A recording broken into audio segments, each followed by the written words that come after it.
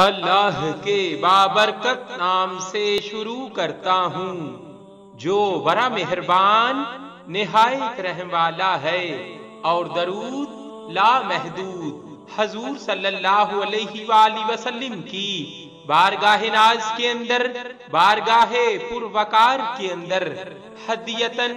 عقیدتن، محبتن، نذرانتن، تحفتن، مودتن، ادبن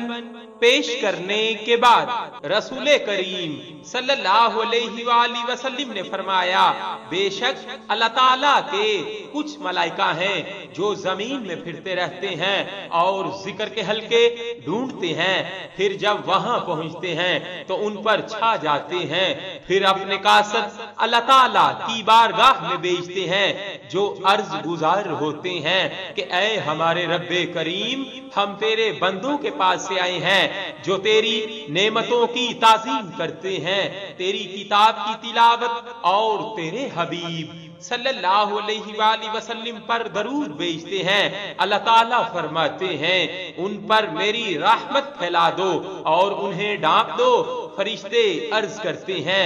یا باری تعالیٰ، ان میں فلاں بڑا گناہگار تھا جو ویسے ہی ان میں آن ملا تھا۔ اللہ تعالیٰ فرماتے ہیں اس پر بھی میری رحمت کا سایہ کر دو، کیونکہ یہ ان لوگوں کا ہم نشین ہے جو بدبخت نہیں رہتے۔ صلی اللہ علیہ وآلہ وسلم۔